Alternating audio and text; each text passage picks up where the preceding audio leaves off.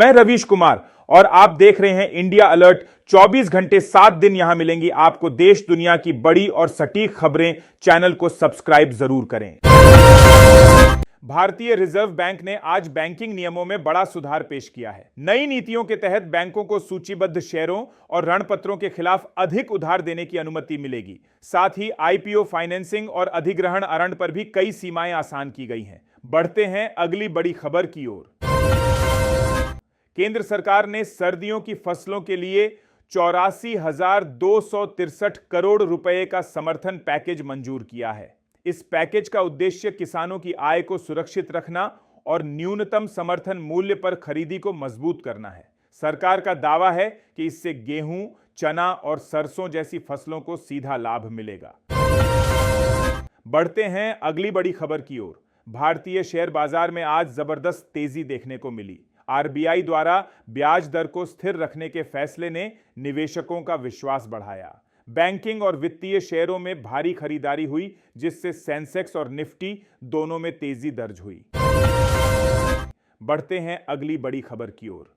सोने की कीमत आज नए रिकॉर्ड पर पहुंच गई।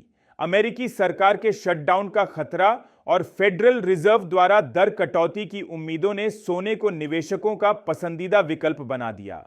डॉलर की कमजोरी ने भी सोने को और आकर्षक बना दिया। बढ़ते हैं अगली बड़ी खबर की ओर।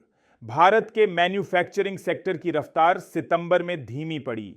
पीएमआई आंकड़ों के अनुसार उत्पादन की गति 4 महीनों में सबसे निचले स्तर पर रही। वहीं इनपुट लागत 12 साल के उच्च स्तर पर पहुंच गई, जिससे कंपनियों पर दबाव बढ़ा है। बढ़ते हैं अगली बड़ी खबर की ओर। आईपीओ बाजार में एक और बड़ी लहर की संभावना है। साल के अंतिम 3 महीनों में करीब $8 बिलियन के नए आईपीओ लॉन्च होने की उम्मीद है। टाटा कैपिटल और एलजी इलेक्ट्रॉनिक्स इंडिया जैसी कंपनियां इस सीरीज का नेतृत्व करेंगी।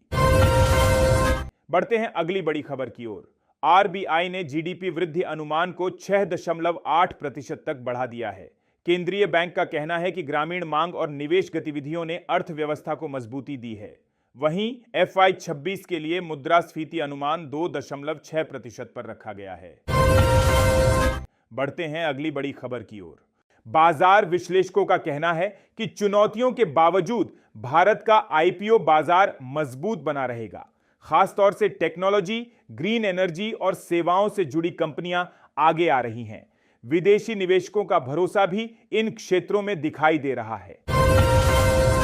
बढ़ते हैं अगली बड़ी खबर की ओर। वैश्विक हालात का असर भारत के बाजारों पर भी दिखा। अमेरिकी डॉलर की कमजोरी और शटडाउन की आशंकाओं के चलते विदेशी निवेशक सुरक्षित निवेश के रूप में सोने की ओर बढ़े। इससे अंतरराष्ट्रीय बाजार में भी सोने की कीमतों में तेजी आई। बढ़ते हैं अगली बड़ी खबर की ओर। अंत में सरकार ने बैंकिंग और वित्तीय क्षेत्र के लिए प्रोत्साहन पैकेज की घोषणा की है। यह कदम उत्पादन और व्यापारिक गतिविधियों को और गति देने के लिए उठाया गया है। उद्योग जगत ने इसे सकारात्मक बताया है और उम्मीद जताई है कि आने वाले महीनों में इसका अच्छा असर दिखेगा। ये थी आज की 10 बड़ी खबरें। अगर आपको यह प्रस्तुति पसंद आई हो तो हमारे चैनल को सब्सक्राइब करें और वीडियो को लाइक और शेयर करना ना भूलें। धन्यवाद।